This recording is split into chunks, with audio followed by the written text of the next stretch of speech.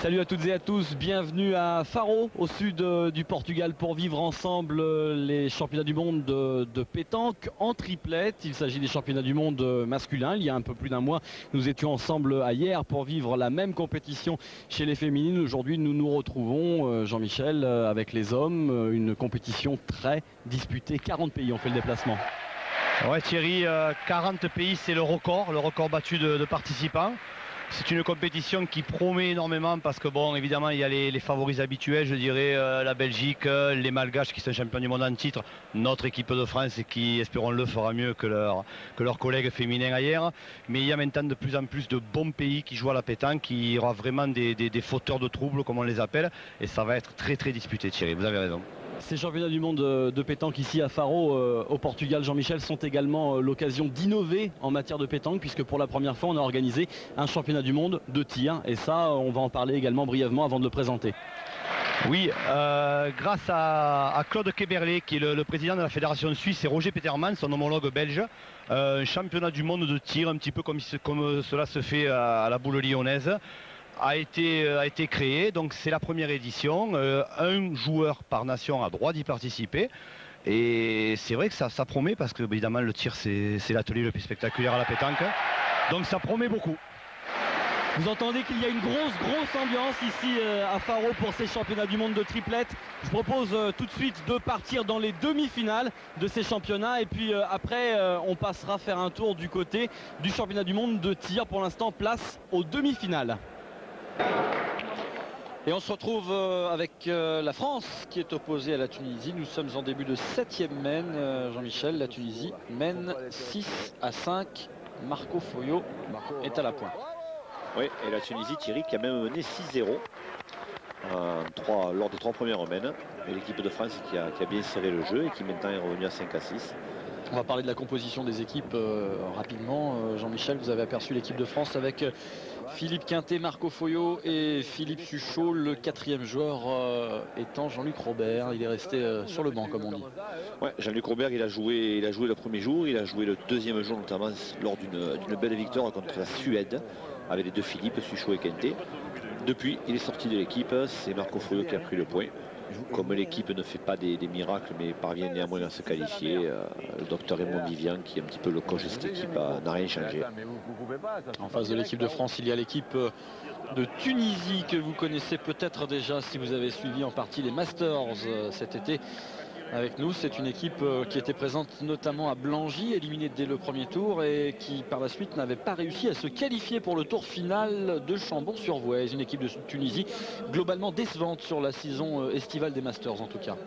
Ouais, mais une équipe de Tunisie que l'on connaît bien, parce que là, Tarek Lakili que l'on voit à l'écran et Khaled Lacal, face à lui, ont été sacrés champions du monde en 97 à Montpellier, Thierry. C'était avec le frère de Lakili. Le 3e joueur, c'est un joueur qui fait un tabac ici à ces places des Alportel. C'est Momo Fergiani. Momo Fergiani qui est un garçon éminemment sympathique et qui est aussi talentueux et qui dispute, Thierry, son 22e championnat du monde, ce qui est quand même assez rare. Et ça, c'est le seul joueur à disputer son 22e championnat du monde, c'est sûr. C'est le doyen de ces championnats du monde de pétanque ici à, comment vous dites, vous le dites bien, hein, São del Portel. Ah, c'est encore meilleur, Thierry, mais vous êtes un spécialiste. À côté de Faro, au Portugal. On a eu un temps magnifique, hein, jusqu'ici. Et la Tunisie au point. C'est Jean-Luc Robert que vous entendez sur le banc qui chante Aller les Bleus. Ben, il meuble le temps, Jean-Luc Robert, alors il encourage, il parle. Et de façon difficile de le faire taire, Jean-Luc, donc laissons-le s'exprimer. Et les Français qui ont tourné, Thierry, puisque Philippe Suchot a manqué, pas trop bien tiré lors des 2 ou 3 premières mènes, et c'est Philippe Quintet qui maintenant a pris le tir.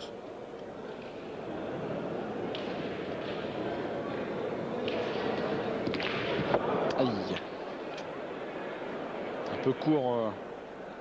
Qui non seulement a manqué la boule, mais en plus a un petit peu fait démarrer la sienne.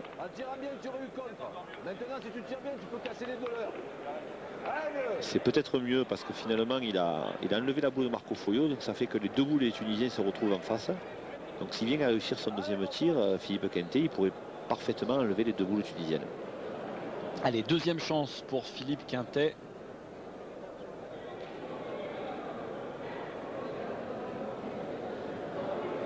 Ouais, et voilà. superbe. Superbe frappe du quintuple champion du monde, déjà Philippe Quintet. Quintuple champion du monde qui est le recordman français à égalité avec Didier Choupé. Ah oui. Lui aussi. Momo Fergiani qui réussit un début de demi-finale extraordinaire. Il avait été déjà superbe la veille contre les champions du monde malgaches, Momo Fergiani. Et là, il est vraiment très fort.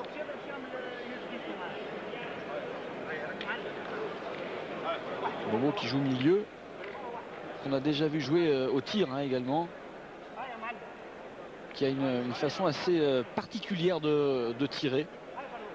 Tirer même comme au pointé. De toute façon, une fois qu'il est dans le rond, il joue. Il se pose pas de questions. Voici la belle boule de Momo Fergiani. Alors ça c'est magnifique, sous les yeux des compagnes des joueurs de l'équipe de France. Vous avez aperçu Fabienne Berdois, championne du monde avec la Belgique. C'était il y a un mois à hier. C'est la compagne de Philippe Quintet, vous le savez. Et puis la compagne de Jean-Luc Robert à ses côtés également. Oui, Christelle Voisin, donc la fille de Daniel Voisin. La fille de Daniel Voisin. Daniel qui est ici à Faro pour soutenir l'équipe de France. Oui, et qui, croyez-le bien, vibre aux performances françaises. Il disait que c'était encore plus difficile d'être dans les tribunes ou sur le terrain, et ce n'est pas le premier à le dire. Allez, Marco Foyo, faut la sortir cette boule de Momo Fergiani. Ça va pas être évident parce que il y a possibilité de contre sur la boule française qui est derrière. Il y a même grosse possibilité de contre parce que...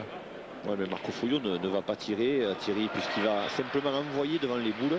Alors il a soit la possibilité de faire un bec à la boule devant et d'aller gagner le point, soit carrément arriver un peu fort et faire repartir les deux boules collées en essayant de prendre la première place. Voilà. Ouais, super. Ah ben, il a gagné encore mieux, c'est proprement. Bon, quelle boule de Marco Foyo qui laisse éclater sa joie après ce superbe point. Il est félicité par Jean-Luc Robert et le reste de l'équipe de France. Alors là, il va falloir tirer. Khaled est parti.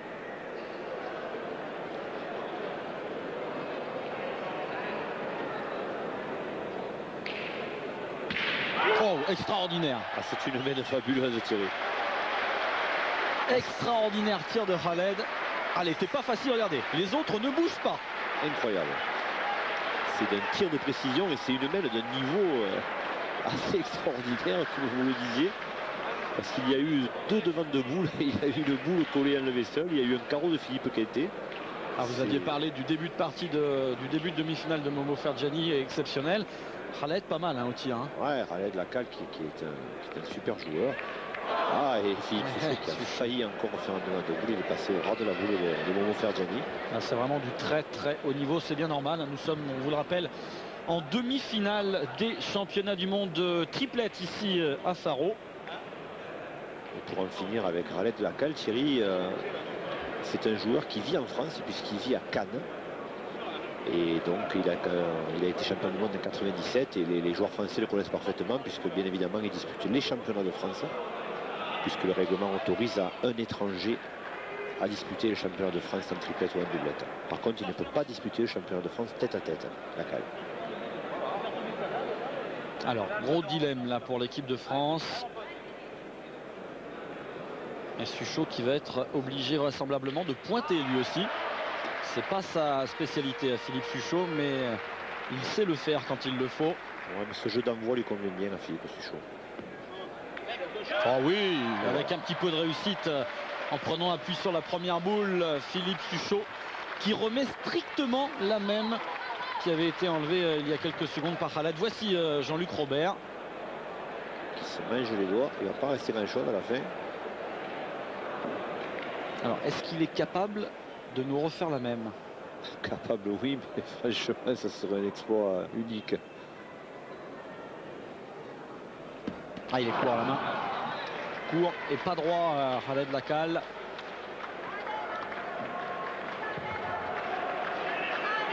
Ça va faire un point pour l'équipe de France dans cette demi-finale ici. L'équipe de France encouragée, vous l'avez vu, 6 partout. On débute la 8e mène. Marco Foyo au point Et les Français qui ont repris le moral après avoir été menés 0-6. C'est vrai que là, le vent de la victoire est en eux.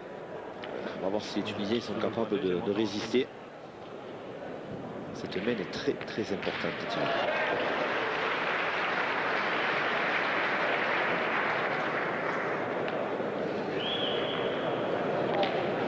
Tunisiens qui hésitent à tirer de suite. Je pense qu'ils vont se lancer quand même. Ouais, il va partir au tir, la cale. Parce que c'est vrai qu'elle gêne cette boule devant.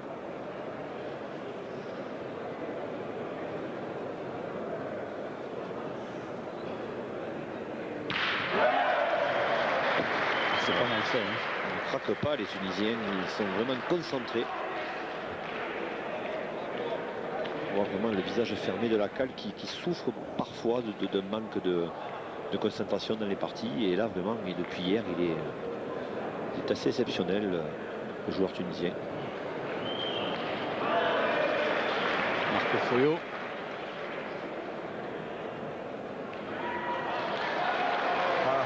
Il passe derrière, mais il l'améliore tout de même.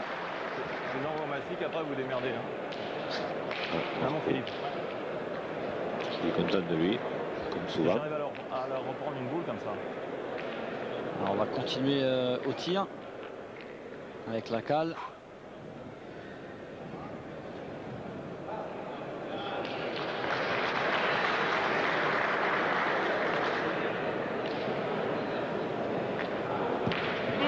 Frappé une nouvelle fois. Ah, pour l'instant, il ne manque strictement rien, les Tunisiens. Allez, Fifi.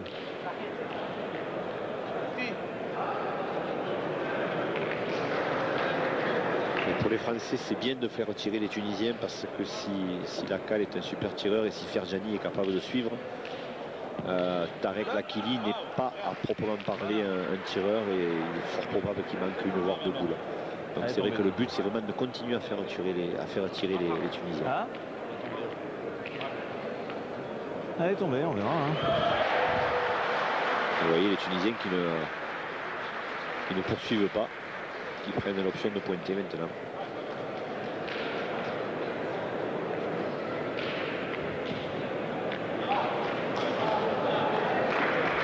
Très minutieux. Prépare le terrain.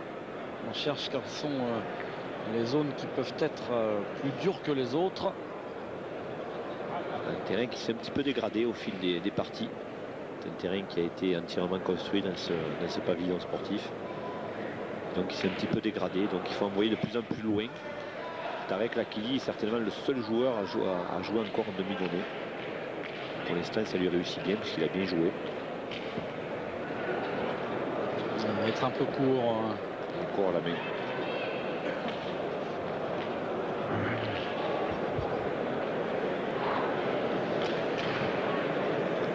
Et il le sait là qu'il dit que cette main est importante, Thierry, parce que mener 6-0, se faire rejoindre 6-6, si les Français venaient à prendre l'avantage de cette main, ça pourrait être décisif. Alors on se concerte dans les rangs tunisiens, on essaye de voir un petit peu quelle va être la meilleure attitude à adopter. Il en reste.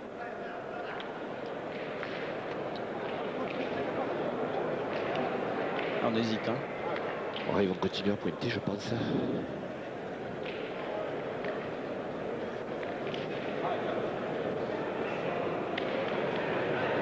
Hein, ça va être sorti un petit peu mieux de la main. Ah oui, ça se voit tout de suite. Est-ce que ça va être suffisant pour l'Akili? Si, il a gagné. Ah, il a gagné apparemment d'après ce qu'a dit Marco Foyo. Moi je crois qu'il faut jouer droit au bouchon. Hein. Regarde, il n'y a pas grand chose. Franchement, comme tu as joué ta première, tu viens là, tu es dans le bouchon. Le bouchon il monte là, tu t'en fais deux. Hein? Voilà. Vous voyez Thierry que ça change des masters ou sur ce genre de jeu, Marco Foyo aurait certainement fait tirer son tireur. Oui, là c'est pas du tout Là l'enjeu n'est pas le même. la même chose. Alors l'option prônée par Foyo, c'est de jouer direct le bouchon et éventuellement de pouvoir l'emmener. Aïe, il n'a pas manqué grand chose à Philippe Suchot pour faire exactement ce que lui avait demandé son partenaire. Il a gagné vraisemblablement tout de même le point. Voilà, il a déjà gagné le point. Ce qui est quand même important, c'est faire jouer les Tunisiens. 2 boules à Momo Fergiani, 2 boules à Kente. La mène s'annonce pas trop mal pour les Français. Si tu le prends, tu leur casses les 2 points. En compte? Non. S'il le prend, regarde, il met le bouchon là-bas, les 2 autres ils sont nuls. Ah, mais il l'a pas pris. Momo Fergiani. Aïe.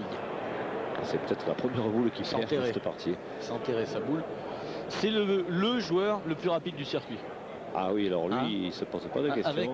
Avec peut-être Michel Loy. Ah, je crois il est même beaucoup plus rapide encore que... Michel Loy, il fait diesel à côté de Thierry. À un moment, Fergiani, lui, il rentre dans le rond. Il y va, boum, il envoie. La position des pieds ne doit pas être la même à chaque boule jouée, mais c'est pas grave. C'est le bras qui compte. Et au tir, c'est pareil. Hein. Il rentre dans le rond, pense, c'est parti. Et alors, il n'y a pas de balancier au bras, lui. Quand il tire, c'est direct. Je ne sais pas si on va avoir l'occasion de le voir tirer dans cette demi-finale, Momo Fergiani. Mais c'est assez impressionnant. On appelle cela tirer au poignet. C'est de plus en plus rare à haut niveau parce que la plupart des joueurs maintenant ont des coups de bras fluides et allongés. Et là, Momo Fergiani est un des rares à tirer au poignet.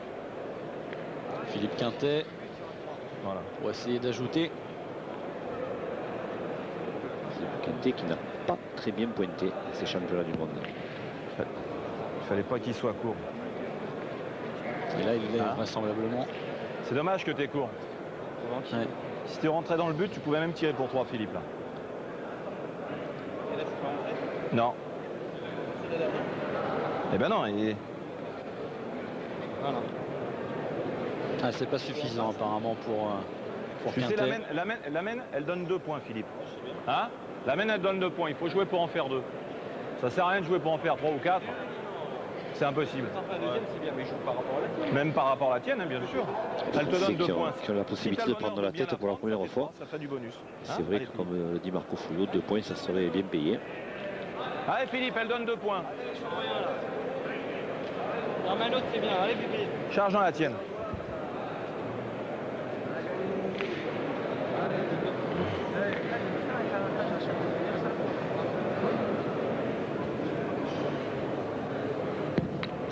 Aïe, ouais, il s'en est fait 3 même, j'ai l'impression. Il y en a 3, Philippe. Voilà. Tu en as fait 3, bonhomme. 3 points qui sont terriblement importants. Voilà, ça va faire 3 points supplémentaires pour la France. Et 9-6 désormais pour l'équipe de France face à la Tunisie. Début de 9e mène. Marco Foglio, métronome depuis quelques temps, c'est bien. Hein. Oui, et là maintenant le but c'est de laisser la tête sous l'eau aux Tunisiens et de ne pas leur permettre de se ressaisir. Les Tunisiens qui viennent d'encaisser 9 points consécutifs.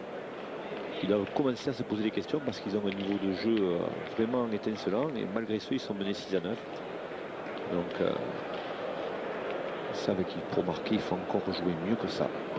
Qui gagne. Un peu chanceux parce qu'il avait un petit peu rentré la boule trop tôt.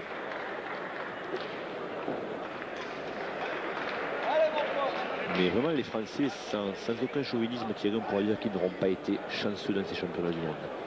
Parce que ce soit lors des parties de poule ou encore hier en quart de finale ou ce matin en demi contre les Tunisiens, ils sont vraiment très peu chanceux. Et c'est vrai que c'est pas évident de gagner un titre dans ces conditions.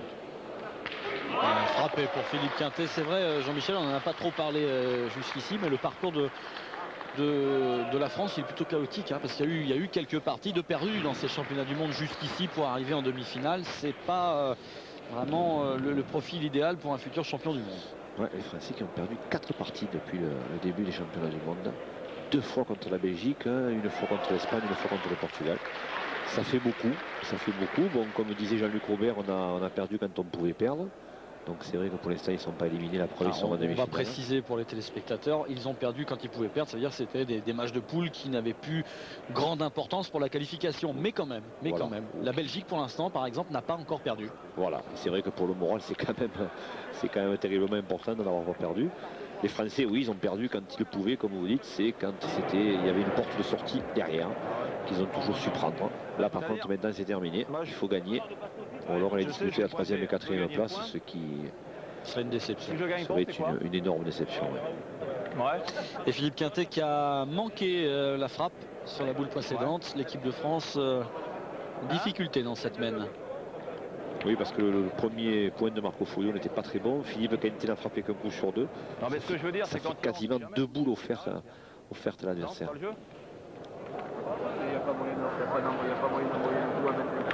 Là, dans la glaise, là, c'est de la pâte à modeler, là. La réflexion de Marco Foglio. Jean-Luc, il veut que j'envoie la boule de miracle. C'est pas le jeu, quand même. C'est de la glaise, Jean-Luc. C'est pas bon, hein. Et là, il y a des bosses, hein.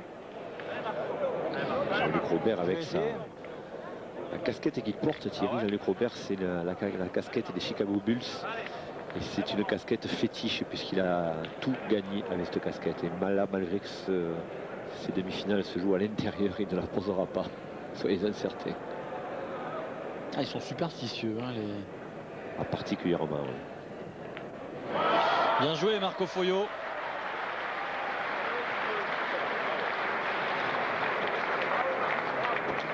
Les Tunisiens se retrouvent avec 4 boules contre 2.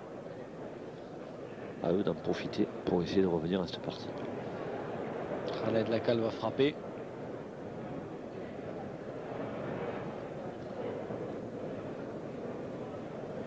Ouais, c'est enlevé.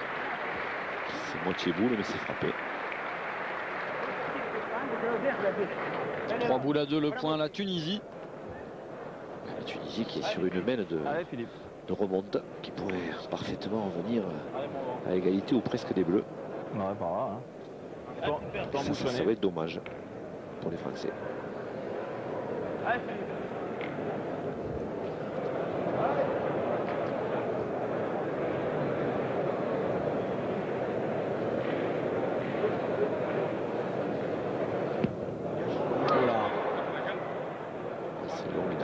Au passage, c'est une nouvelle boule perdue dans cette mène. Ça fait 3 sur 5 joués. C'est assez considérable. Ah, les jeux qui sont difficiles, hein, ici à Faro. On n'a pas précisé encore. On a dit que c'était un jeu qui avait été construit bien sûr pour l'occasion dans ce hall des sports, mais c'est difficile. C'est un jeu qui s'est dégradé en plus, comme on disait tout à l'heure. Et en plus, il y a des brosses, il y a des trous. C'est vrai que les frappes ne sont pas toujours les mêmes. Donc même une boule bien jouée peut très bien rebondir ou carrément s'enterrer. Ça a été un peu le cas de la boule de Philippe Suchot qui a rebondi trop loin, même si apparemment il était un petit peu long à la main, le Montluçonnais. Ouais, de court cette fois, Suchot. Là, c'est la porte ouverte aux Tunisiens. Ouais, parce que là, ils ont 3 boules pour ajouter maintenant. On va faire Gianni. Fergiani, avec sa façon d'envoyer les boules et avec son coup de main naturel, devrait pouvoir mettre au moins un point ce coup-là. Même s'il a un peu le coup de main extérieur, mais il a quand même de la place. Ouais, ça doit passer par la droite pour lui.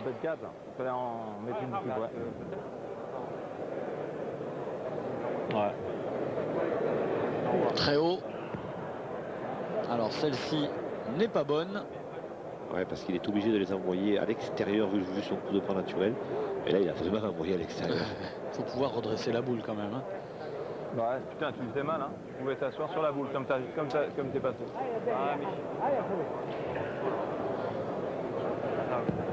Ah, c'est mieux pour la seconde. Voilà, celui-là, il y est. Ah, ça fait 2 pour la Tunisie. Il reste la boule de Lacal. Lacal qui, lui, par contre, rentre parfaitement les boules de la droite vers la gauche.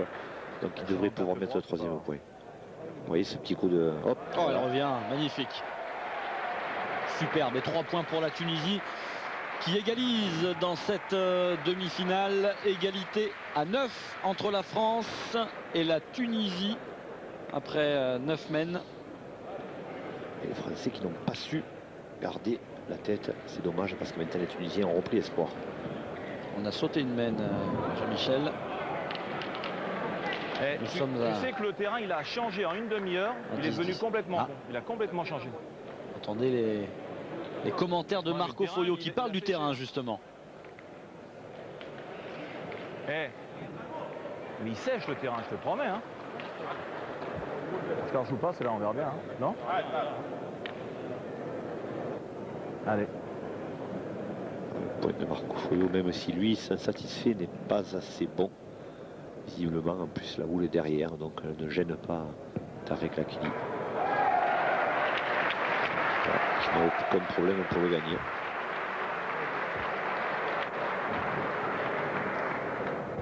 Et le petit signe, le petit geste Tarek Lakili qui touche le menton de Momo Ferjani.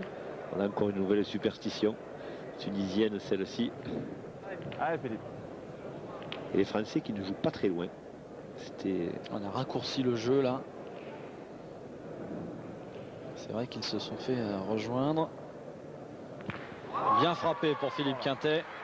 Ah oui, Thierry, les Français qui ont joué, qui ont raccourci le jeu pour justement pour que Tarek Lakili ne puisse pas trop jouer en demi-donnée. Parce que lorsque le bouchon est à 10 mètres, il peut plus facilement jouer en demi-donnée et forcer ses données pour aller dans le bouchon. Que là, il est obligé d'envoyer les boules un petit peu plus loin. Vous voyez, il est obligé de jouer un petit peu plus près du bouchon. Et comme, même si là il joue très bien, comme c'est pas sa tasse de thé d'envoyer les boules, les Français tactiquement ont bien joué le coup, même si là Tarek Lakili a super bien joué ces deux boules. Ah, il va encore falloir frapper Allez, Philippe. pour Philippe Quintet.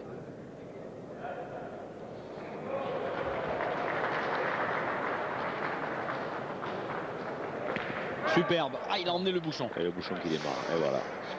Aïe, aïe, aïe. On va se retrouver à 14 mètres là maintenant. C'est dommage parce que Philippe avait fait carreau. Il passe pas une main sans qu'ils embouchonnent. Non. Il passe pas une main sans qu'ils embouchonnent. C'est vrai qu'il fait bien de le signaler, Marco Foio. Il joue remarquablement bien. Ils ont la baraka, les Tunisiens, en ce moment. Tandis que l'on revoit le démarrage de bouchon. C'est vraiment leur jour de gloire, là, en tout cas. Enfin, c'est pas ce qu'ils vont faire d'ici la fin de ces championnats du monde. Et là, Momo Ferjani, qui est un petit peu long, c'est bien parce que là, ça va permettre à Marco Foio de gagner le point et d'essayer de faire un bon point pour obliger la cale à tirer, ce qui ne serait pas facile à une telle distance. Ça n'arrive pas à embouchonner à 8 mètres. C'est bien.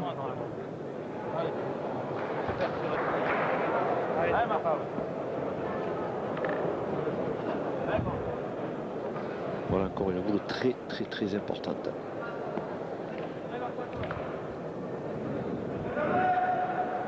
On n'a pas parlé de l'assistance ici, hein, du public portugais qui est venu en nombre. Hein. Oui, c'est vrai. Ça le comble depuis le début de ces championnats du monde. Marco Foio. Ça va être un peu long aussi. Il prend pas la première place, mais il gagne. Il y a beaucoup de monde pendant tous ces championnats du monde ici à Sobras de Alportel. Comme vous le dites bien. Je me suis entraîné. On sent le spécialiste du sport portugais et brésilien. Ça va rester court cette fois. Une fois c'est long, une fois c'est court. Et finalement elle n'était pas si mauvaise que ça, cette boule jouée par Marco Foio. Alors là, la cale a de grosses responsabilités parce qu'il a peu pointé depuis le début de la partie. Il est obligé là de pointer, le bouchon est loin. Et s'il venait à perdre une boule, après la pression serait sur ses épaules parce que Philippe Suchon en a 2 et la France a 10. Il connaît l'importance de cette boule. Tu m'étonnes, attends, tu fais jouer déjà je récupère les doigts à Momo. Il joue sa troisième, il va peut-être en jouer 3 ou 4, non? Tout arrive, hein. Et à la fin, quand tu es 10 à 10, tout arrive, hein. Philippe, hein. On ne croit pas que... Je sais pas, on dirait que mes boules, le terrain a complètement changé. Marco Foio qui ne se prive pas de le dire fort, que le terrain a changé pour que Raleigh de la Cale l'entende. Et aller jouer avec un doute. Ça fait partie du... Un peu de l'intox là, qu'il est en train de faire au Tunisien Marco Foio. Il a attendu que la cale revienne jusqu'au bouchon pour dire ce qu'il avait à dire. Ça fait partie du jeu, je crois qu'on ne peut pas lui en vouloir. Ça pouvait permettre à la cale de perdre une boule au moins. Bon alors attention, hein, le terrain a complètement changé. Je crois que la cale est au courant. Et voilà, il a changé le terrain. Et il ne gagne pas à la cale. Il a la bonne distance, il est trop à l'extérieur. Cette boule de Foio qui a priori était pas super, a fait jouer 3 boules tunisiennes. Hein. Alors là il y a danger sur les Tunisiens parce que si la cale vient à perdre cette boule, et c'est la boule de Momo Ferjani devant qui le fait mal jouer, parce qu'il ne faut surtout pas l'embrancher, elle est trop loin du but. Et là maintenant si la cale venait à perdre le point, Philippe Suchon aurait la possibilité de gagner. Ça devient très important. Allez.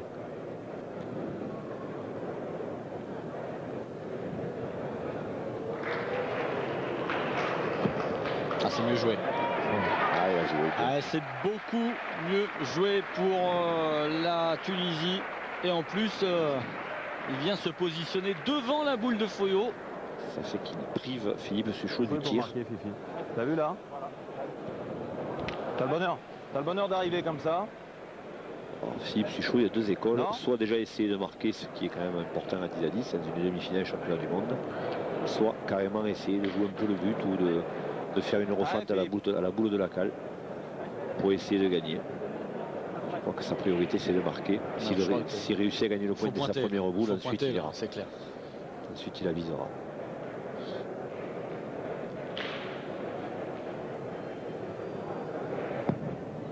Ah, ça passe. Ah, s'il prend le but. Ah, il manque pas grand chose. Hein. Il est passé à 2 mm à côté du. Ah, il manque vraiment pas grand chose, c'est dommage. Toi, ton rôle? Oui, parce que s'il prend le but et que le but aille dans la boule, même de faire Gianni derrière, Philippe Suchot tirait à 2 ensuite. On joue pour marquer. C'est-à-dire au carreau Tu gagné. viens de gagner un coup sur 2, tu as fait ton job. Ah ouais, Philippe, avait pas mal joué ta première.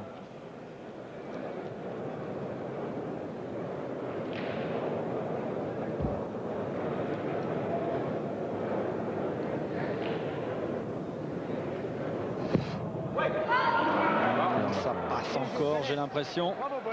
Ah, ça va faire point pour la Tunisie, ça, Jean-Michel. Ah ouais. C'est dommage, elles étaient vraiment bien jouées ces deux boules à Philippe Suchot là. Oui, mais c'est ce qu'on disait tout à l'heure, Thierry, la réussite fait partie du jeu. Si c'est les Tunisiens, il est possible qu'un coup sur deux ils prennent le but, c'est comme ça. Il y a des années comme ça où tout va bien, des années où tout va mal. On entame la 13e mène, la France est menée 10-11 par la Tunisie. C'est le moment de les envoyer au mastic là. Et là, la Kili qui n'a pas mis la table à ses équipiers, puisqu'il est passé assez loin derrière. Alors, comme dit Marco, c'est le moment de faire quelque chose.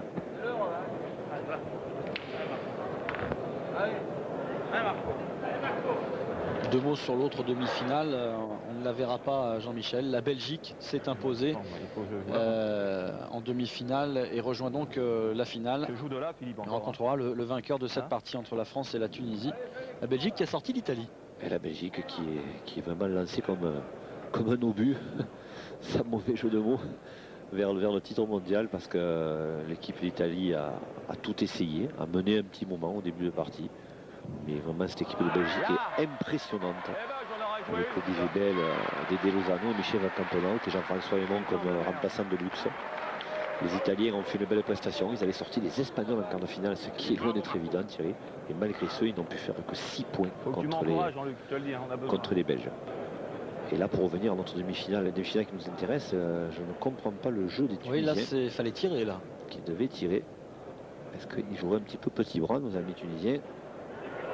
Ah, il a tenté de rentrer dans la boule. Ouais, là on joue un petit peu, comme vous le disiez, petit bras, hein, côté tunisien. Parce que là, le tir s'imposait. Et il s'impose toujours, on va voir. Il y a discussion. Alors là, il veut envoyer dans la boule de Marco Foyo. C'est pas le jeu du tout. C'est pas dans l'esprit. C'est pas dans l'esprit, c'est pas dans les habitudes des Tunisiens qui sont plutôt adeptes d'un jeu spectaculaire. Mais là, on voit que les Tunisiens ont aussi évolué. Ils se disent si on veut gagner des titres mondiaux, il faut aussi évoluer, il faut jouer de temps en temps. Là, on peut comparer ça au football, au jeu à l'italienne. Là, c'est catenaccio. Là, c'est le marquage à la culotte, c'est-à-dire il va arriver droit dans le but ou dans la boule, mon frère Gianni. S'il prend le but, il se fait 3 points derrière. S'il prend la boule, il met les Français. Voilà. Alors là, pour les purs, pour les boulistes, les vrais, ça énerve en général. C'est pas du tout le jeu. C'est une refente qu'on appelle. C'est pas beau du tout. Va tenter. C'est comme ça que les Malgaches ont gagné leur titre à Saint-Denis de la Réunion l'année dernière. On en reparlera. Ils ont très peu tiré et voilà, bien regardez. Il emmène le but. Et voilà, les Tunisiens qui se font le point avec ça. Ben écoutez, seul le résultat compte, on va dire. Hein. Ouais, c'est pas joli, c'est un petit peu déjoué le jeu pétanque. Mais bon, ce ne sont pas toujours les plus spectaculaires qui gagnent, Thierry. Allez, faut pas qu'ils se laissent démobiliser par tout ça, les Français, parce qu'ils ont quand même l'avantage des boules, malgré tout. Ils ont encore 5 boules contre 3 aux Tunisiens. Il ne faut pas qu'ils prennent ombrage de ça, ça fait partie du jeu. Là, il y a discussion. Est-ce qu'on tire? Alors, Foyot est partisan du tir. Moi je veux bien pointer, mais si tu as le bonheur de bien tirer comme il faut celui-là, il va falloir qu'il regagne encore. Parce que là il a joué pour pousser le bouchon. Philippe, regarde, on a 5 boules, ils en ont 3. Voilà, ça c'est le vrai jeu de pétanque. Eux ils en ont 2 par terre là. Ouais. Moi si je pointe, est-ce qu'il aurait... que je fasse rien de ma boule. Bon, c'est vrai que c'est pas beau, mais il faut que ça te plaise, hein, Philippe. Non? Marco qui pousse, qui pousse un petit peu Philippe Quintet à tirer. C'est jamais très bon parce que Philippe n'a pas une énorme envie. Il aime pas qu'on le pousse. Il n'a pas une énorme envie, Philippe, mais c'est vrai que c'est un peu le jeu. Bon, parce que s'il vient à réussir à frapper les 2 boules, les Tunisiens ne pourront plus jouer le but. Les Tunisiens, ils n'ont pas joué le jeu, ça les empêche pas d'avoir fait le point. Allez, Quintet au tir. Et il y en a même 2 par terre. Bien. Alors, il en aurait vu une, c'est pas la bonne. Bien. Il y en a encore une. Celle-ci, c'est la bonne, Thierry, parce qu'il y avait 2 points, je pense. Donc, à la limite, bon, ça fait déjà une de moins. Enfin, c'est la moins bonne des deux, quand même. Voilà. Bon. Maintenant, il y a encore les 2 écoles où essayer de le gagner, de faire jouer les Tunisiens, ou alors carrément retirer. Jean-Luc Robert, un petit peu désabusé, vous l'avez vu. Ouais, il préférait le point, je pense. Les 2 écoles sont bonnes, hein. Les 2 écoles sont bonnes. Le mien, il se reperdra encore, Jean-Luc. Hein. Oui, mais la bonne école, c'est celle qui fait les points. En frappant, on fait jouer. Hein.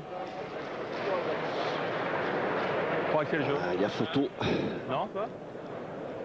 Je crois que tout dépend de Philippe Quintet. Si Philippe a envie, il faut qu'il tire. Sinon, il faut pointer. Même s'il ne gagne pas, il y a trop d'enjeux sur cette main pour forcer quelqu'un à aller tirer. Ouais, parce que ça, c'est une main de gagne. Hein. Alors pour l'une comme pour l'autre équipe. 11 à 10. Il y a la finale au bout. Finalement, les Français qui vont pointer. Bon, je pense que...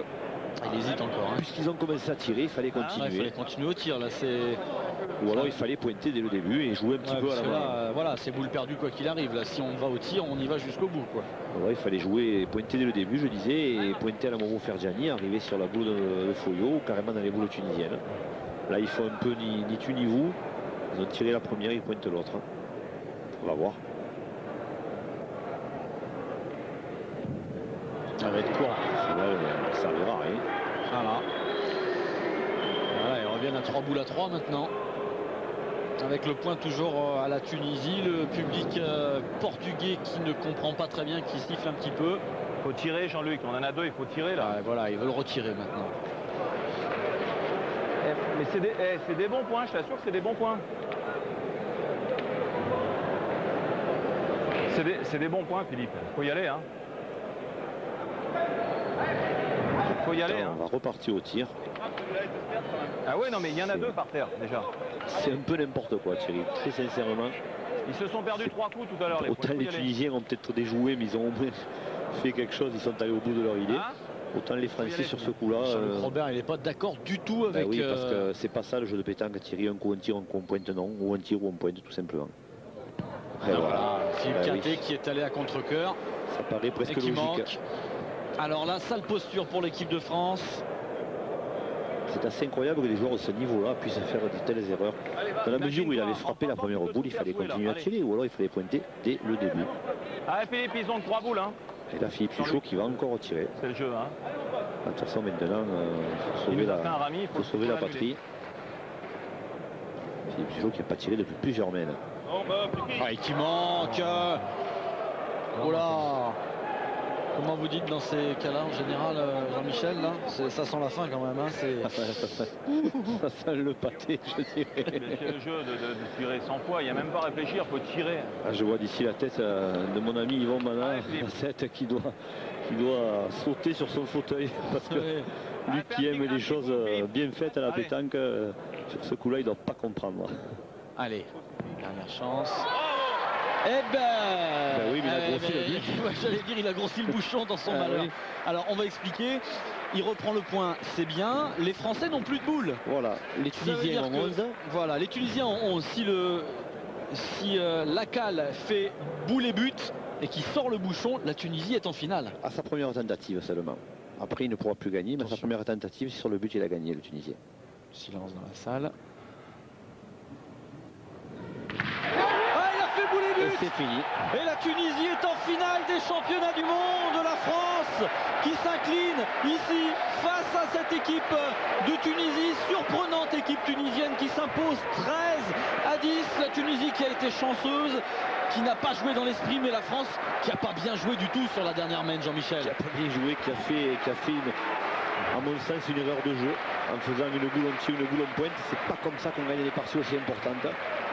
Oh, la déception, ils peuvent l'être. Déception des joueurs de l'équipe de France qui contraste avec l'énorme joie des Tunisiens qui retrouveront la Belgique en finale de ces 36e championnats du monde ici à Saobrage d'Al Portel. On revoit le tir. Ah, il est superbe.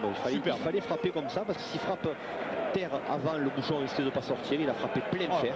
Concentration de la cale, superbe. Superbe victoire de la Tunisie et finalement sur cette dernière main, c'est mérité parce que la France a fait des erreurs. On va se retrouver Jean-Michel et se remonter le moral avec quelque chose qui va aller nettement mieux pour nous. On vous en a parlé en début de retransmission. Il y avait une grande première dans ces 36e championnats du monde de pétanque. C'était les premiers championnats du monde de tir. Eh bien, on vous propose quelques images de la finale. Et il y avait un Français, et vous le reconnaissez, c'est Philippe Quintet. Philippe Quintet qui est en finale face au Belge Claudie Webel. Philippe Quintet qui vient de marquer 3 points sur cette figure. On va peut-être expliquer de façon succincte un petit peu cette compétition de tir, Jean-Michel. Oui, alors les champions du monde de tir, c'est 5 ateliers dans un cercle donc, que vous voyez à l'écran. Et il faut frapper une boule seule, puis ensuite c'est une boule cachée, puis une boule derrière le but, puis une boule à la sautée, puis un bouchon seul. Et on recule. Hein, et on recule à mesure, on tire à 6, 7, 8 et 9 mètres. Une boule par distance et les 5 ateliers. Maximum là, possible, 100 points. Là on est dans l'atelier numéro 1 avec boule seule. Voilà. Et vu que Claudie Webel a réussi le carreau, c'est 5 points et non 3. Voilà. S'il avait fait simple frappe. Là c'est la boule derrière le bouchon, donc il faut frapper la boule sans toucher le bouchon. Bon, sinon le coup est nul. Exercice très difficile, le bout derrière le but. Et voilà, il fait carreau, Quintet, ça fait 5 points. Ça fait 5 points. Ça c'est très dur à faire. Ah, c'est un des coups les plus difficiles de tirer une boule derrière le but. Superbe. Il est magnifique. Superbe carreau. Claudie Webel. Qui est obligé de... Alors, les joueurs tirent une boule chacun. Qui fait la même. Non, il fait casquette. Ça fait qu'il ne marquera qu'un point. Et voilà, le suspense est assez insoutenable dans cette finale parce que c'est le premier titre décerné. Et il est à 8 mètres. Quintet qui refait carreau. Là, il prend de l'avance, c'est Philippe Quintet. Et à noter qu'en demi-finale, Thierry Claudie Webel a réussi le premier record du monde, je dirais, puisqu'il a réussi 53 points. Et c'est le premier record du monde officiel de ces champions du monde de tir. Ah, il fait carreau, Claudie Webel encore. Là, il lui fallait celui-là parce qu'il commençait à prendre du retard. Quintet à 9 mètres. Oh, qui frappe. Ça, c'est spectaculaire. Hein. Ça, c'est une discipline qui sera reconduite, sans doute. Ah oui, et on pourrait même espérer qu'il y ait un jour un championnat de France. Ah, ça serait bien, ça. Hein, là, ça vous voyez, bien. Claudie Webel qui a touché le bouchon, donc le coup est nul. 0. Quintet, on va changer d'atelier maintenant. Voilà, alors, boule du milieu. Voilà, boule du milieu sans toucher les autres. Alors là, c'est 0 parce qu'il a frappé la boule d'à côté avant. S'il avait frappé la boule du milieu et qu'il l'ait fait contre sur une des deux autres, il aurait marqué un point quand même. Si elle passe seule, c'est 3 points. Et s'il fait carreau, c'est 5 points, mais ça, c'est très rare. Ah, Claudie Webel qui est encouragé par l'équipe de Belgique avec Dédé Lozano au milieu. Voilà. Malgré qu'il ait fait carreau, la boule d'à côté a bougé, donc ce ne sera qu'un point. Quintet. Ah, voilà, là il a rien touché. Ah, c'est 5 points. Philippe a envoyé un point, alors l'arbitre qui considère qu'il a touché la boule d'à côté. Voilà, parfait, mais ça boule sort. Voilà, donc c'est 3 points. Ah, c'est vraiment spectaculaire hein, ce tir. Ah, et puis en plus les joueurs sont hyper concentrés. Philippe Quintet à 9 mètres. Philippe qui vraiment tenait à remporter ce titre. Ça lui a même peut-être mangé un peu d'énergie pour le championnat du monde triplet. Il a fait cercle. Ah oui, là il a fait brocher. Claudie Webel à 9 mètres, boule du milieu. Alors il a touché la noire en premier ou pas? Je sais pas, il y a discussion. Ah, c'est un point, oui. Non, il a touché la blanche avant. Et là, à ce stade de la compétition, Claudie Webel est un petit peu derrière Philippe Quintet. Vous avez vu, l'assistant personnel de Philippe Quintet s'appelle Jean-Luc Robert. Eh oui, c'est son ami, c'est normal. Philippe tient à ce qu'il soit là. Là, c'est boule à la sautée. Boule à la sautée. Celle derrière sans toucher celle de devant. Carreau, c'est 1 point, frappe 3 points. Alors la blanche, il faut prendre. Voilà. Ah, il est fort ce Philippe Quintet. Hein. Claudie Webel, même figure. Super. Je crois qu'on peut le signaler, Thierry, ce sont les... Ah, un seul point pour Claudie Webel. Et voilà, discussion. Ah, le public qui est pas d'accord. Regardez Dédé Lozano là-bas qui s'est levé. Parce que l'arbitre considère que Claudie Webel a frappé la boule. A touché noir avant. Et a touché la noire après en faisant le recul. Et Claudie Webel dit non. Son entraîneur non plus. Claudie Webel ne dit rien. Il est si, quand même. Il a touché. Il a touché. Donc, les discussions sont inutiles, même si nous on a la chance d'avoir le ralenti, Thierry. Philippe Quintet. Ah, c'est 0. Ouais, il n'a pas pris la bonne. Et il était à 9 mètres hein, quand Alors même. ce qui est quand même à signaler, Thierry, c'est que ce championnat du monde de tir se déroule avec des boules que les organisateurs donnent aux joueurs. Les joueurs ne peuvent pas tirer avec leur propre boule. Ouais. C'est la boule au but qui a offert les boules pour la circonstance. Ça a une importance. Et c'est important parce que les joueurs ont l'habitude de tirer avec leur boule. Et là, c'est pas évident, il y a quand même un moment d'adaptation. Alors, bouchon. Alors, tout va se jouer sur le bouchon. Alors ça, c'est très impressionnant. Tir au bouchon, on sait que Quintet aime ça. C'est le roi. Voilà. Un bouchon à 6 mètres pour Philippe Quintet. Ralenti. Non. Si. Voilà. Superbe. Alors on prépare le terrain pour Claudie Webel. C'est son entraîneur qui fait un petit brin de ménage. Allez, bouchon à 6 mètres pour Webel.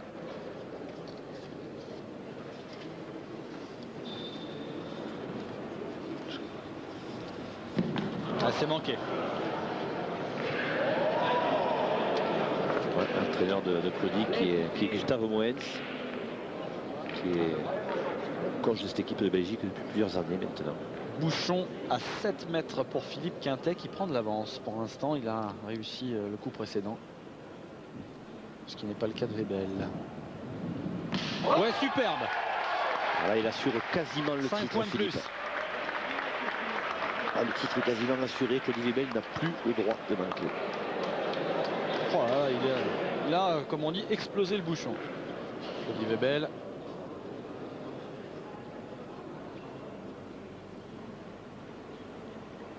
Ah, il le prend. Oui, et ça sort pas. Ça fait qu'un point. Ça fait 3 points même. 3 points pour Claudie Webel. Ça fait que si Philippe frappe ce bouchon, il est champion du monde. Quintet à 8 mètres. Et voilà. Superbe. Ah ouais. Philippe Quintet est champion du monde de tir. Le premier dans l'histoire. Applaudi par sa compagne Fabienne Berdois. Ça fera 2 titres à la maison. Et Philippe Quintet, malgré la défaite de l'équipe de France en demi-finale, qui va pouvoir revêtir un nouveau maillot de champion du monde. Voilà. Pour la forme, Webel qui frappe et qui manque. Il est démobilisé, Claudie Webel. Il sait que le titre ne sera pas pour cette année. Du moins au champion du monde. Allez, pour le fun, comme on dit, Quintet à 9 mètres. Ah, il a frappé les 3 premiers, frappé 4 bouchons sur 4. C'est rare, croyez-le bien. Ouais. Et voilà. Il a touché le cercle avant. Ah, c'est vraiment très spectaculaire cette discipline. Hein. C'est une belle trouvaille. Allez, on le redit au effort, il faut qu'il y ait des championnats de France de tir. Ah bon, on va voir si les dirigeants nationaux on va s'en occuper. S'y mettent. Ah oui, en plus c'est très télévisuel. Ah oui, c'est superbe. Voilà, fin de ces championnats du monde avec la victoire de Philippe Quintet qui est le premier champion du monde de l'histoire du tir. C'est absolument superbe ce qu'a fait Philippe Quintet. Oh là, on le surprend là. Philippe Quintet. Oh, il y a de l'émotion. Il y a de l'émotion, Jean-Michel. Ah ouais, il le voulait ce titre. Ah, c'est superbe. C'est superbe. Philippe Quintet, champion du monde de tir pour la première fois. Ça va enlever un petit peu de peine à Quintet pour cette défaite de l'équipe de France. Voilà, impression mitigée après cette première partie. Vous avez pu voir que l'équipe de France s'est fait sortir. C'est la mauvaise surprise de ces demi-finales. L'équipe de France sortie donc par la Tunisie qui retrouvera la Belgique tout à l'heure en finale. Mais quand je parlais d'impression mitigée, Jean-Michel, c'est qu'en contrepartie, on vient de le vivre. Le premier titre de champion du monde de tir a été attribué à un Français, c'est Philippe Quintet. Ça, c'est la bonne surprise. Oui, Thierry, eh bien, on pourra dire qu'au moins la saison 2000 se terminera avec un titre mondial pour un Français. C'est Philippe Quintet. Ça a été spectaculaire, on vous l'avait promis. Il a battu en finale le Belge Claudie Webel qui lui peut encore devenir champion du monde de façon collective tout à l'heure en finale.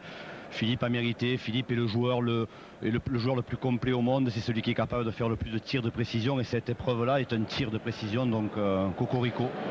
Deux mots sur le championnat triplette, là c'est la vraie déception pour la France qui a été sortie par une bonne équipe de Tunisie malgré tout. Une surprenante équipe de Tunisie, Thierry, parce que c'est vrai que Momo Ferdiani, Khaled Lacal et Tarak Lakili, c'est une bonne équipe. Ils ont été champions du monde en 1997 à Montpellier, mais on ne les attendait pas à un aussi haut niveau sur un jeu un petit peu sélectif. Ils ont tenu le coup, ils ont mené 6-0. Quand la France est revenue, ils sont encore revenus eux. Et ils ont tapé les bonnes boules, ils ont joué les bonnes boules au point. Les Français ont un petit peu déçus, ils ont été un peu en deçà de leur prestation dont ils sont capables de faire. C'est une défaite, c'est une déception, mais j'ai envie de dire qu'on pouvait un petit peu s'y attendre. La 36e finale des championnats du monde de pétanque va opposer dans quelques instants la surprenante équipe de Tunisie qui s'est défait de la France. Vous l'avez vécu avec nous il y a quelques instants. À la Belgique, emmenée par Michel Van Campenhout, Dédé Lozano. Et puis Claudie Webel qui seront les trois titulaires de cette équipe belge. Vous les voyez les Belges, ils sont bien entendu archi favoris de cette finale, Jean-Michel. Ouais, oui, sous le regard de Jean-Luc Robert qui n'a pas digéré la pilule encore en élimination. Oui Thierry, les Belges qui sont archi favoris parce qu'ils n'ont pas perdu une seule partie. Et puis parce que c'est une équipe qui tourne autour du titre mondial depuis quand même plusieurs années. Donc c'est vrai que tout le monde l'attend. Je crois que si les Belges parvenaient à gagner cette finale... ici à Faro, je crois que personne ne serait déçu parce que c'est une équipe éminemment sympathique et talentueuse. Et l'on démarre cette finale en début, vous l'avez vu, de 9e mène. La Belgique mène 10-7 face à la Tunisie.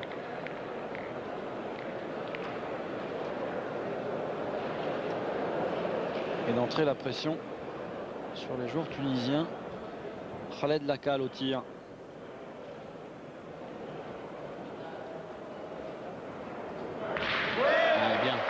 Lacal qui a fait preuve d'une grande régularité tout au long de ces championnats du monde.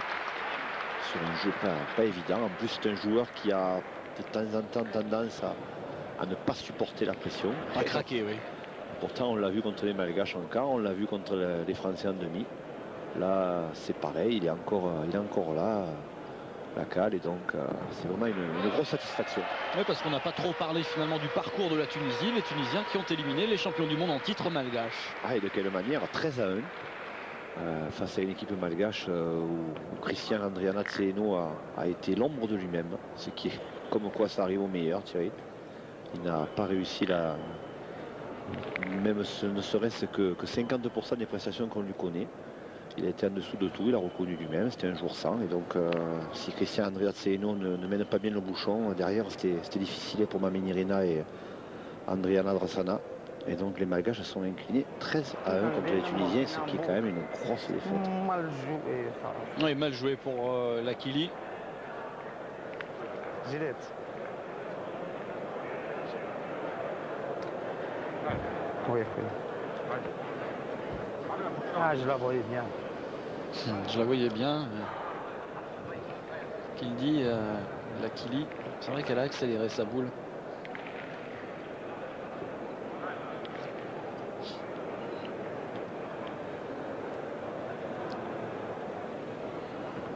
C'est mieux. Pour ça passe encore derrière. Ah, c'est bizarre, on pense que la boule est bien jouée et puis elle a tendance à accélérer sur la fin ou à ne pas s'arrêter surtout. La situation se complique un petit peu pour les Tunisiens. Il faudra que Momo Ferdiani fasse encore un exploit. Il en a fait tellement depuis le début de ces championnats du monde. On peut s'attendre à tout.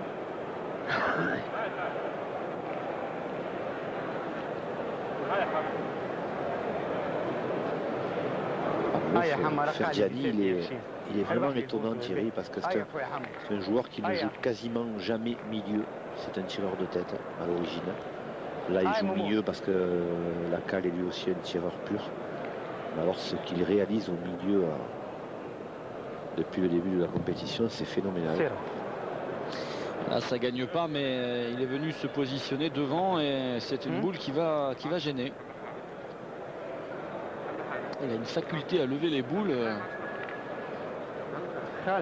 Et les Tunisiens qui sont d'ores et déjà, quoi qu'il arrive à cette finale, Thierry, des héros dans leur pays. Puisqu'il faut savoir que la Tunisie n'a remporté aucune médaille aux Jeux Olympiques de Sydney. Et donc, ils vont faire mieux que leurs compatriotes au jeu. Hein. Voilà, Tarek Lakili le disait avant la partie, ils auront au moins une médaille d'argent, peut-être d'or. On aura mieux fait que les autres athlètes. Donc pour eux, c'est déjà du bénéfice. Ils ont éliminé les Malgaches, ils ont éliminé les Français. Donc je veux dire, qu'est-ce qui peut leur arriver de pire, sinon battre cette équipe de Belgique. La pétanque, qui n'est pas un sport olympique, on a déjà eu l'occasion d'en parler. Ça pourrait le devenir rapidement. Il faut 40 pays affiliés, je crois, hein, pour qu'une discipline soit reconnue au JO.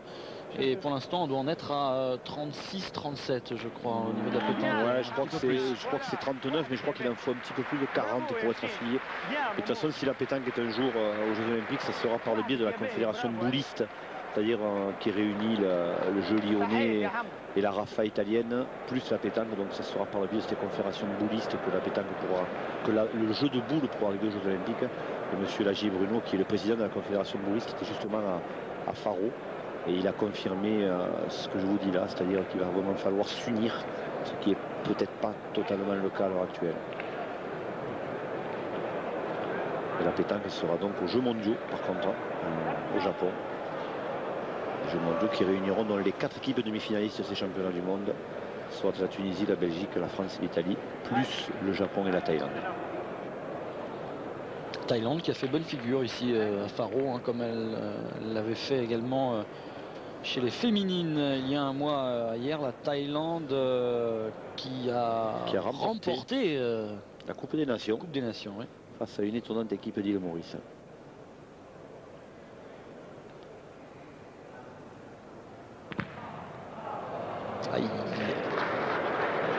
Est-ce que c'est suffisant pour Claudie Webel? J'en ai pas l'impression.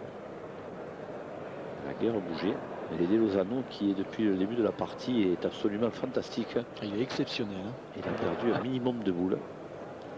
C'est lui qui mène un petit peu la Belgique à bout de bras. Même si Michel Van Campenhout était lui aussi accrédité d'un bon début de partie. Par contre, Claudie Webel, que l'on connaît lui aussi un petit peu fragile dans les finales, notamment de championnat du monde. Et quelle boule encore de Dédé Lozano. Ah, c'est absolument étourdissant le début de finale qu'il réalise Lozano. Voilà, il va presque arriver à rendre le sourire à son ami Jean-Luc Robert. Ah, parce que ces deux-là sont vraiment amis. Hein.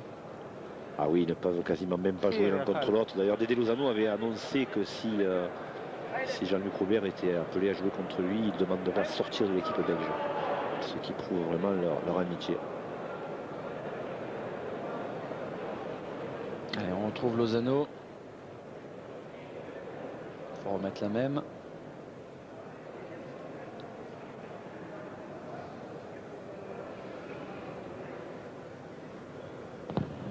Aïe. Il va rester court. Ah, mais ça c'est normal, on vient de faire l'éloge de son jeu, donc c'est normal qu'il en perde une. C'est vrai que c'est toujours comme ça. Ça va tout de même rester à la Belgique pour l'instant, qui a la possibilité d'ajouter encore. Les Belgiques ont la possibilité de faire le trou, même si on ne l'a peut-être pas dit, la finale était en 15 évidemment, puisqu'il s'agit d'une finale championnat du monde, comme hier, il y a un mois. Donc la finale se jouera en 15 points. Mais bon, si Claudie met celui-là, ça ferait 12 et ça serait quand même un bel écart.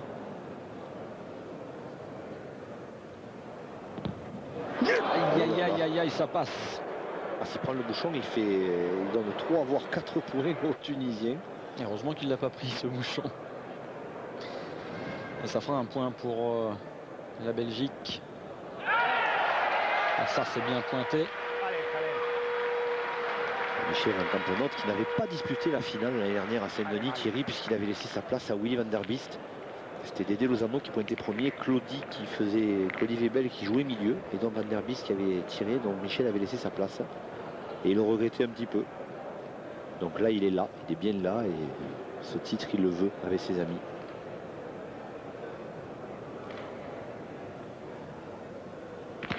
Oui, Frappé pour la cale.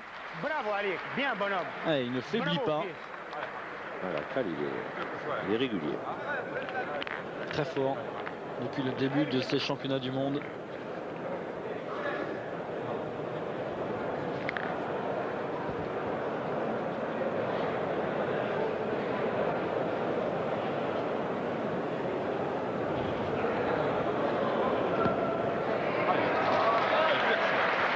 Il n'est pas totalement face au bouchon. On l'a vu à la sortie de la main. Ouais, Il peut-être pas arrive, plus mal. il arrive à faire un point qui est quand même correct.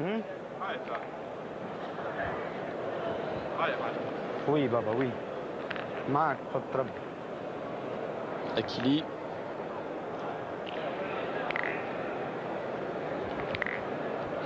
Et les Belges qui parlent peu, Thierry. Donc on les sent particulièrement bien concentrés dans leur finale. Tout va bien, dans le meilleur des mondes, donc il n'y a pas grand-chose à dire. C'est vrai qu'ils sont au diapason depuis le début de la compétition. On rappelle qu'ils arrivent en finale invaincus. C'est belge. Ah oui, ils ont produit vraiment le jeu le plus régulier depuis le début de la compétition. S'ils parvenaient à obtenir ce titre, ce ne serait que justice. En tout cas, ouais, c'est bien joué ça. En tout cas, ils sont en train de vous donner raison, hein, Jean-Michel. Jusqu'ici, vous en aviez fait vos favoris il y a plus d'un mois, hier, lorsqu'on avait vécu ensemble la victoire de la Belgique chez les femmes. Vous aviez dit qu'ils seraient vos favoris chez les hommes. Eh bien, pour l'instant, ils confirment. Bien frappé pour Claudie Webel.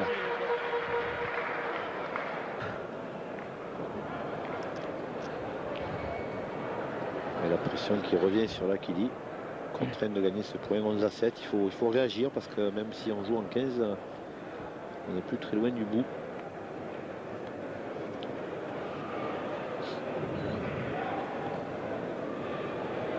On remet la même pratiquement. Ils sont bien dans leur partie également, hein, les Tunisiens. Ah, les Tunisiens, ils n'ont aucune pression, hein, comme on disait. C'est du bonus. 2 exploits, ils ne pensaient jamais arriver en finale, ils le reconnaissaient même avant la partie. S'ils viennent à battre la Belgique, ce sera encore un exploit. Ça va en faire de véritables héros à Tunis. Allez, Claudie Webel de nouveau au tir.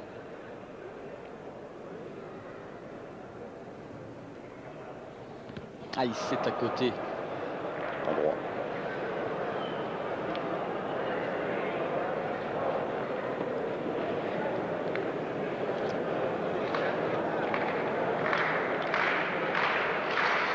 Le public qui a bien senti que c'était peut-être un des tournants de la partie et qui encourage les Belges.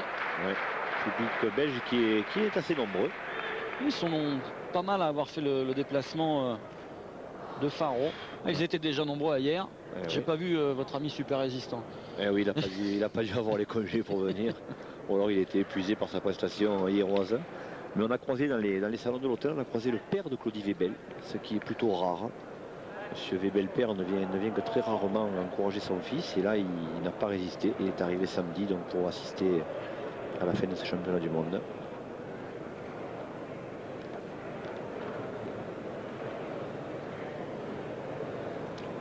Roger Petermans, qui est le président belge, qui doit être encore dans un sale état. Après la finale de hier, encore une finale pour l'équipe belge, pour son pays. Éprouvant, hein. Sur la finale des femmes, il avait servi le standard téléphonique pour tout son pays. C'est reparti pour être la même chose là, hein, dans cette finale face à la Tunisie chez les hommes. Le téléphone portable qui sonne déjà beaucoup chez Roger Petermans. Ouais, Roger Petermans qui change de place quasiment à chaque semaine. On l'a croisé un petit peu partout lors de cette finale. On avait dit qu'il y avait plusieurs Roger Petermans dans le pavillon sportif. Il connaît bien le pavillon sportif de Sobrache maintenant. Hein. Ah ouais, il navigue à vue, là, il est un petit peu partout. Et il répond au téléphone. Vous voyez, il n'est pas là, il n'est pas derrière. Non, il n'est pas avec son équipe. Il doit être dans un coin. Ah non. Alors Dédé Lozano en discussion avec Michel Van Campenhout sur la tactique à adopter.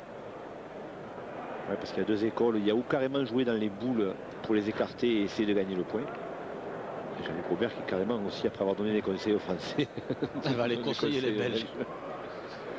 Ou alors carrément essayer de gagner le point et laisser cette boule collée qui est finalement très bien là où elle est. Parce qu'elle évitera certainement les Tunisiens d'ajouter.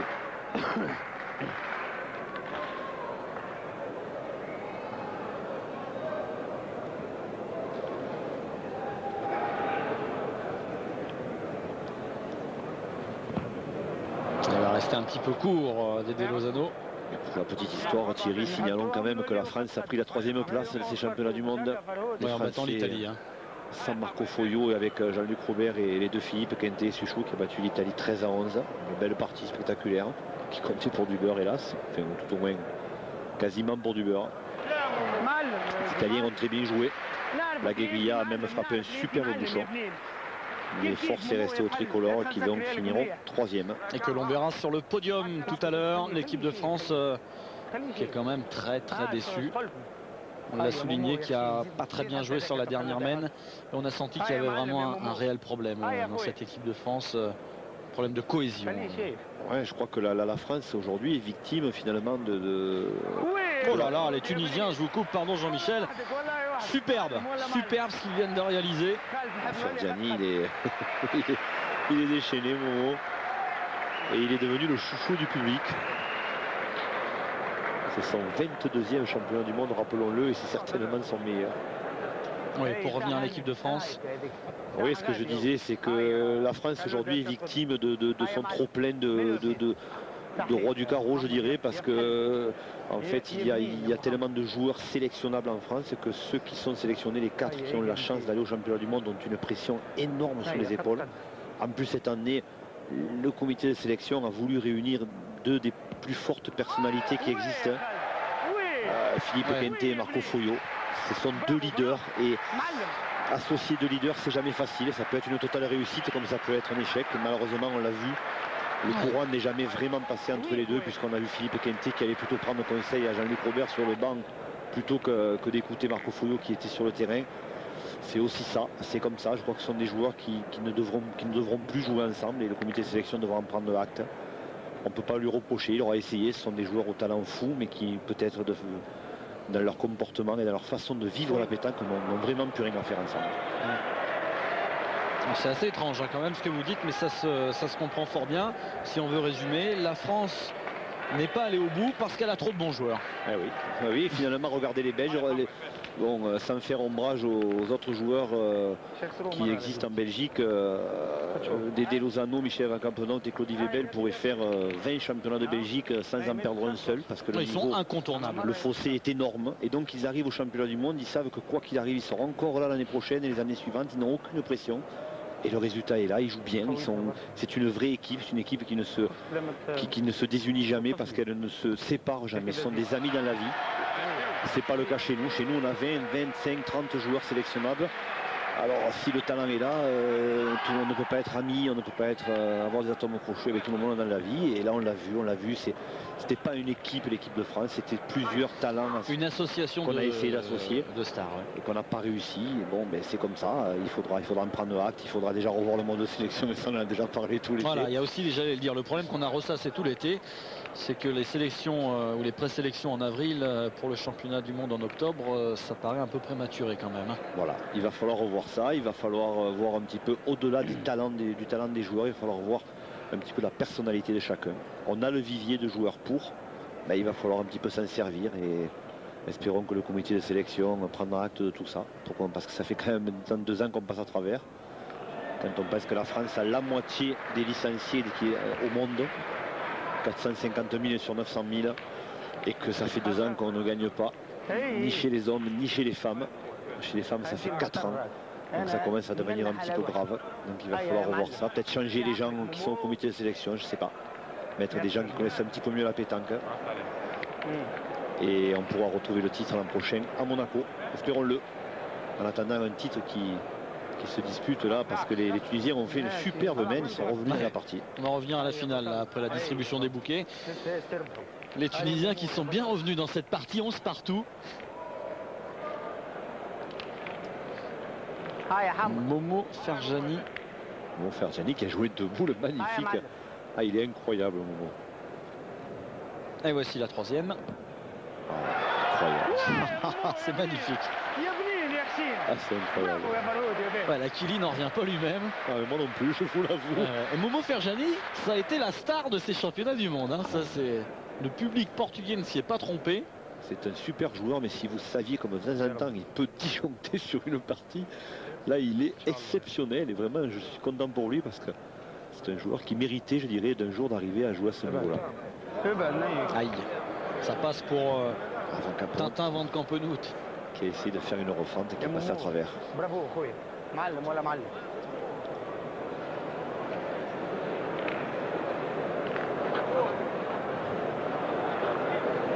La Cale qui est en pleine discussion avec son banc.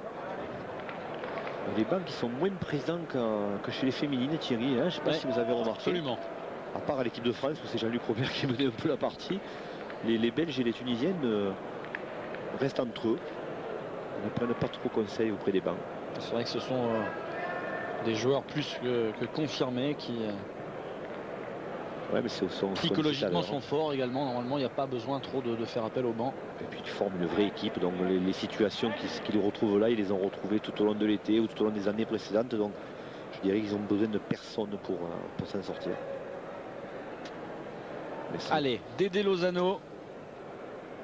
Je crois que c'est aussi l'occasion, malgré ceux, de rendre hommage au coach de l'équipe belgique, là, Gustave Moyes, qui est un garçon formidable qui a su rester discret. Ah, Dédé, il est encore là. Extraordinaire Lozano. Ah, je disais Gustave Moyes qui a su rester discret tout en étant important dans le système belge. C'est vraiment le coach qu'il fallait à l'équipe belge parce qu'il ne parle pas souvent, mais lorsqu'il parle, c'est souvent à bon escient. Et les joueurs belges lui font confiance. Dédé Lozano qui fait une finale extraordinaire. Ah, c'est phénoménal ce que fait Dédé là parce que... Et il me fait plaisir parce que c'est vraiment un mec super. Ah, vous avez joué avec lui, je crois, même dans les yeux, Thierry. Moi, je me rappelle d'une partie, je crois, sur la place de la Capelle à Millau où il y avait Dédé Lozano et vous-même, Thierry. Bon, on n'a pas été super performants. Ouais, mais le résultat importait peu, c'était le spectacle. Vous aviez fait un spectacle assez formidable, je me souviens. Ça m'avait marqué pour le restant de l'été. Moi, ce qui m'a marqué, c'est que surtout, c'est un... Ouais, superbe encore. C'est que c'est un garçon extraordinaire et qu'il est très très simple et qu'il a beaucoup de recul par rapport à tout ça. Ça, c'est vraiment génial. Oui, Dédé est un garçon qui a compris qu'il n'y a pas que la pétanque dans la vie. Il y a aussi autre chose. Ça, c'est très bien. Et là, Ferjani qui n'a pas été chanceux, qui a essayé de faire une refente, mais il est arrivé un peu fort. Ça fait que seulement sa boule est partie. La Cale, c'est pas mal joué, ça. Est-ce que ça gagne? Apparemment non. Ça n'a pas gagné et j'ai même peur qu'il y ait encore 2 points pour les Belges. Les Tunisiens, ils avaient commencé par parler français et puis quand la pression monte... C'est-à-dire qu'on leur avait demandé de parler français et ils avaient dit oui sans problème. Mais chasser le naturel, il revient au galop. Thierry, c'est normal, ils parlent dans leur langue natale. Et... Voilà, la Kili qui reparle français, c'est bien, merci. Tu nous as entendu, Thierry. C'est pas le jeu. C'est pas le jeu. Momo qui ne prend quasiment pas part au débat. Il faut qu'il arrive. Il a rien pour courir, il a le bouchon et les 2 boules à l'aide de la Cale. Ouais, superbe. C'est aidé de la sienne. C'est magnifique ce qu'il vient de réaliser, la Cale. En s'appuyant sur sa boule, il vient se positionner devant la boule de Dédé Lozano. Vraiment... Là, c'est important ce qu'il a fait la Cale parce qu'il pouvait perdre les Tunisiens sur la mène. Et on est en train de vivre une grosse finale avec un suspense énorme, contrairement à la finale des femmes il y a un mois dans laquelle la Belgique s'était imposée 15-1 face au Danemark, Jean-Michel. Ah, nos amis danoises qui étaient pour la plupart d'ailleurs présentes à Faro, elles sont venues encourager leurs collègues masculins.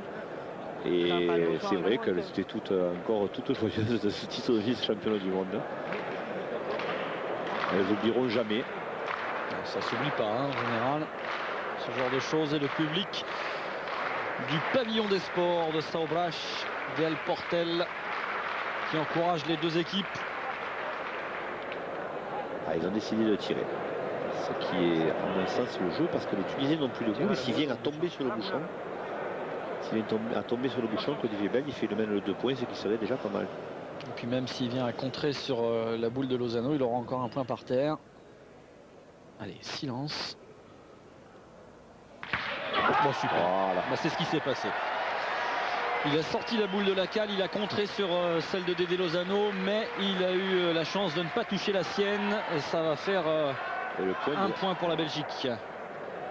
Voilà, Vébel qui est content. Et deux boules en main encore. Eh oui. Et Dédé qui peut ajouter encore. Ah ben Dédé aujourd'hui est capable de tout.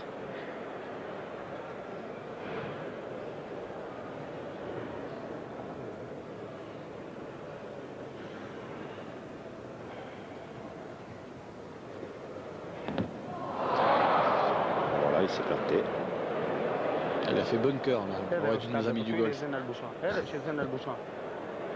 تشوف. Voilà, il a jeté le chiffon là où il aurait aimé tomber. On a vu qu'il était un peu court de 10-15 cm. Il est court à la main, donc il n'y a pas de secret. Il a fait quand même le plus important.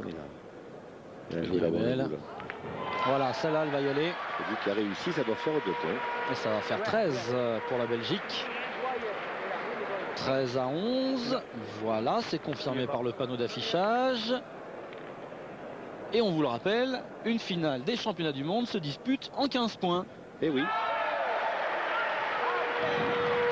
On rappelle parce que même chez les initiés, certains ont tendance à l'oublier. Hein.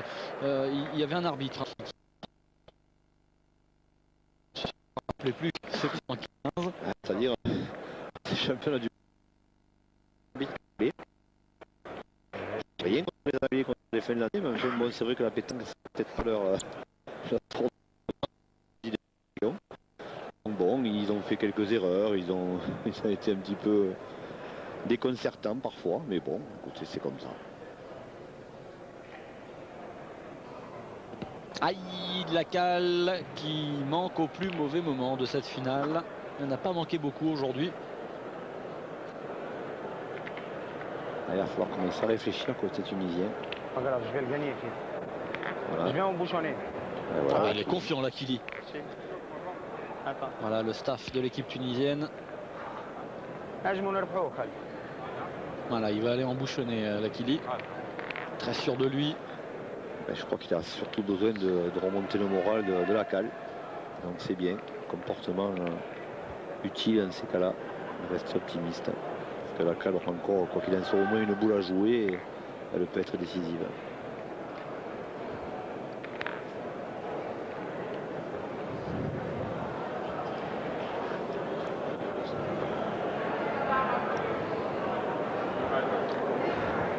Alors, elle est grave.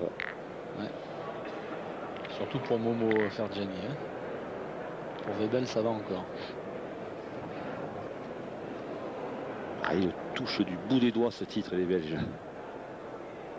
2 finales perdues, déjà, lors des 5 dernières années. Aïe, ça gagne pas. Il faut dire que pour aller embouchonner sur cette mène, il aurait fallu être très costaud et avoir de la réussite parce que la boule de Webel était vraiment juste devant le bouchon. Et là, ça se complique de plus en plus pour cette équipe tunisienne. Jean-Michel, quelle Qu'est-ce qu'il faut faire? option, voilà, j'allais vous le dire, qu'est-ce qu'il faut faire? Oh, moi, je pense qu'il faut continuer à pointer. Continuer à pointer, 4 boules. Les boules belges peuvent peser un petit peu lourd au moment de conclure. Donc il faut tenter ou carrément jouer dans ces 2 boules et les écarter. Mais je pense que le jeu est de pointer. Les Tunisiens qui vont prendre conseil auprès de leur banc pour la première fois. Peut-être Ils besoin ont d'être... décidé de tirer le but. Je ne pense pas que ce soit la bonne option. Parce que ce but dans ce jeu est très difficile à frapper. Il faut le frapper plein bois ou alors il ne sort pas. En plus, les 2 boules devant, hein. Voilà, les 2 boules devant risquent de le faire. Là, c'est digne d'un concours de tir. Hein. Moi, je pense qu'avec 4 boules, les Tunisiens auraient pu continuer à pointer. Mais bon, peut-être ça va leur donner raison si... Il joue un peu à qui tout double là. Si Raleigh de la Cale envoie le bouchon dans les tribunes.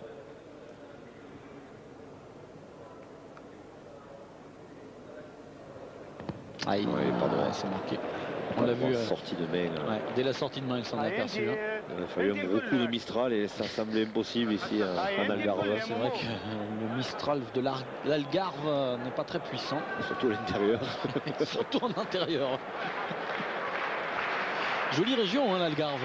Ah, Michel, magnifique, hein. Magnifique.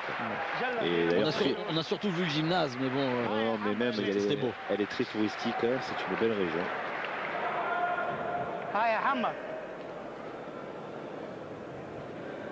Hop. Alors on a pu admirer la frappe de Momo Fergiani. Tir au poignet. Je sais pas ce qu'il a voulu faire. Il a peut-être voulu tirer je sais pas, le but ou le rouge, je sais pas.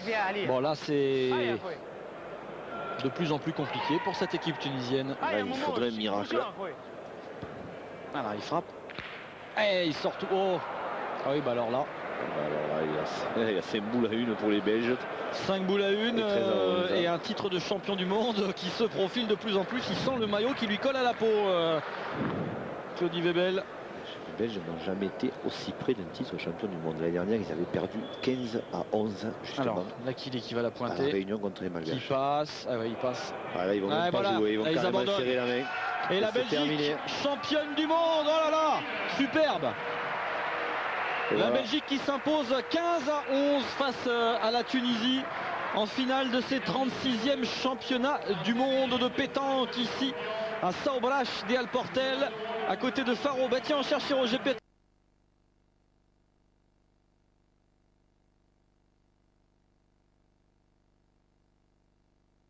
Il a retrouvé son équipe. Oh, il y a de l'émotion là. Il y a de l'émotion dans cette équipe belge.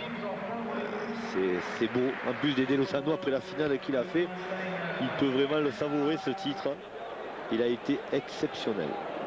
Voilà, Roger Petermans, les vainqueurs qui vont féliciter les battus. La Tunisie qui aura fait un parcours exceptionnel dans ces championnats du monde en sortant, on vous le rappelle, les champions du monde en titre malgache et puis l'équipe de France en demi-finale aussi. Superbe parcours des Tunisiens qui ne seront pas allés au bout de leur rêve, mais vraiment ils n'ont rien à se reprocher. C'est surtout dommage pour Momo Fergiani, 22e c'est ça, ou 23e 22e. Participation au championnat du monde, ça aurait été bien qu'il y ait un titre au bout, mais il sera encore là l'an prochain, Momo Fergiani, j'en suis certain. Oh, je pense que oui. Ah ouais, voilà, il y a de la joie. Et les Français qui viennent féliciter les Belges, Jean-Luc Robert en tête. Fabienne Berdois, la championne du monde belge, doublée pour la Belgique, triplée même. Voilà, toute l'équipe de France qui vient féliciter l'équipe de Belgique. Voilà, certainement les deux meilleurs joueurs du monde. Les deux finalistes du championnat du monde de tir et le podium avec cette équipe de Tunisie qui termine deuxième. La Belgique championne du monde et vous allez le voir dans quelques instants, la France qui est également sur le podium de ces championnats du monde. Elle est troisième, l'équipe de France. Voilà.